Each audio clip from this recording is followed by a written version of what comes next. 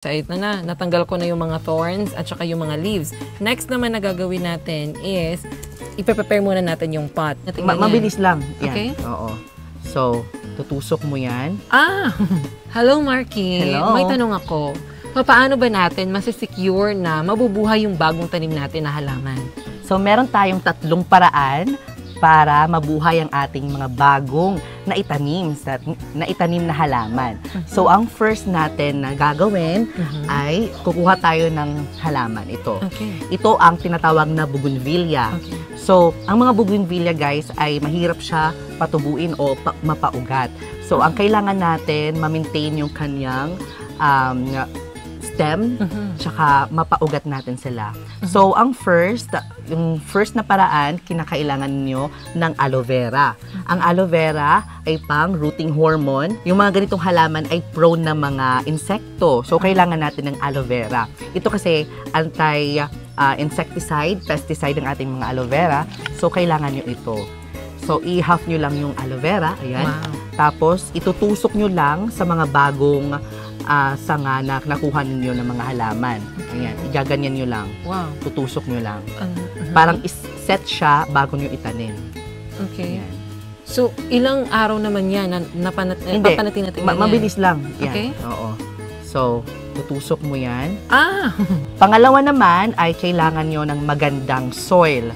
So, kailangan nyo ng base fertilizer. Ayan.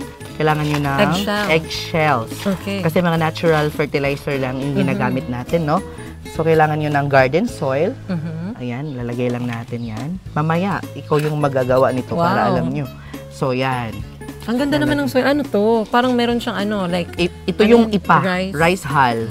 Rice hull. Oo, kailangan nyo yung magandang soil para tumubo talaga ang isang halaman. Diba? Saan ka naman kumukuha ng ganyan, Mark? Bumibili ako sa marketplace. Tapos dinideliver sa akin. Yung yung IPA lang. Rice? Oo. IPA. O IPA. IPA yung tawag dito. Sa amin sa Bisaya tahok. Ay, tahok. Oo, tahok. Ay, ganun. So, yan. Pag naglagay na tayo... Magkano mo binibili yan? Mga 50 pesos isang sako. Maganda. Marami. So, itatanim na natin yan. Tanggalin lang natin mga kaunting dahon. Yan. Tutusok lang natin. Napakasimple lang. So, 2 yung ginawa ko dito para kung hindi man mag-survive ang isa, meron tayong isa. May reserva. Oo. Halaman lang ang may reserva ha, hindi ang jowa. So, tusok lang natin. Simpleng-simple. Tusok lang natin yan.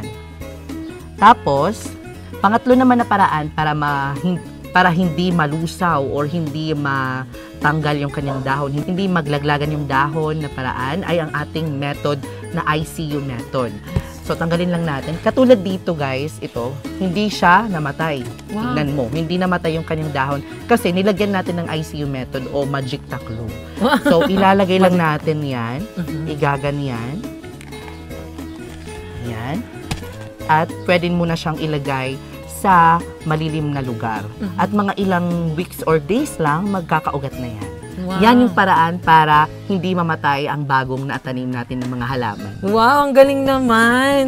So ngayon alam ko na yung 3 paraan para ma-ensure natin na tumubo talaga o mabuhay yung mga bagong tanim natin na halaman. Oo. So, siya naman ang magdi-demonstrate sa atin. Ito, di ba? Money maker to? Ano siya? Mickey Mouse. Mickey Mouse? Yes. Talaga, money maker yung tawag sa amin dito. Oo, pwede din. Kasi iba-iba naman tayo ng mga iba-iba naman tayo ng mga common name. Pag pag nagtanim ka na ganito, yayaman ka. Kaya pala, yaman mo. Parang feeling ko kailangan ko ng ganito. Ayun ito sa'yo na to. Yan na nga Gusto mo to? Hello, wow. Hindi yaman talaga dito. Okay, ikaw naman. Okay, so ngayon, itatry ko naman kung paano magtanim ng bougainvillea. Bougainvillea, okay. Marky, paano ka ba nahilig magtanim? Oo, bata pa talaga ako. Nagtatanim na ako. Okay. So, ito na. Natanggal ko na yung mga thorns at saka yung mga leaves. Next naman na gagawin natin is, ipe-prepare muna natin yung pot. Okay? So, lalagyan natin ng soil na may otap. Ano yun? Oo, may rice hull. Rice hull. Or ano yun? Otap? Mga, IPA. IPA. May IPA. Sa Tagalog. Oh my gosh, IPA. Okay? Oh my gosh. Ano siya? Yan. tinatry ko pong maging plantito. Oo. Doon nagtatanim naman talaga kami sa amin. Oo, pero hindi talaga masyadong kina-career. Parang pastime lang namin ng mama ko. Ganyan lang. Ganyan muna. And then, after, itutusok na natin siya sa aloe vera. This is for ano yun? Anti-disease. Anti-disease. Tapos, rooting hormone. Rooting hormone. Wow. Okay lang na ganito siya kahaba? Hindi. Okay lang Kailangan itutulin. natin, pero, Okay. So, okay. Wow. Tapos, ayan, pwede natin yung itanim pa. Yan. Yan. Hindi masyadong ididiin. Ganyan lang muna. And then, yung isa pa. Ito, pwede pa itong itanim. Oo, pwede.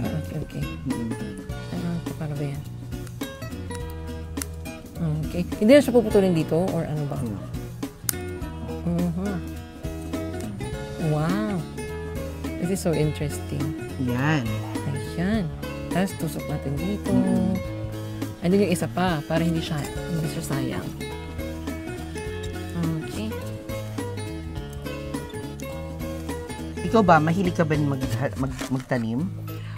Oo, pero ayun na nga, hindi ko masyadong kinakareer siya. Pag may time lang talaga kami ng mama ko. Oo. Kasi nung bata din ako, mahilig din ako sa halaman. Pero natigil siya nung naging busy na. Oo, lalo na kasi hindi ako nakatira na sa amin. Nandito na ako sa Tacloban. Wala namang space sa boarding house kung saan ka magtatanim.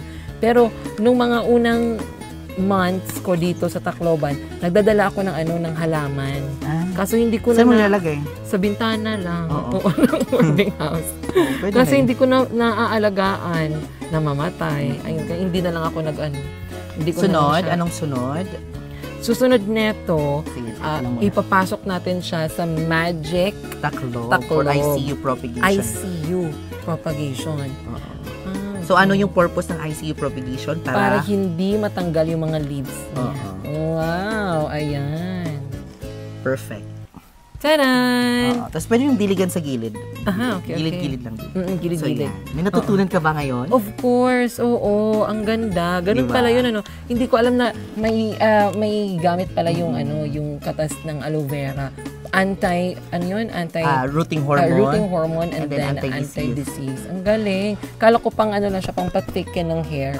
Oo. Hindi. Para din sa ating mga tanim. Kaya nga, ang galing, ang galing. Kaya marami akong aloe vera. So, yon ang ating video for today. Yes, 3 ways para ma-secure na hindi mamatay ang ating mga halaman. halaman.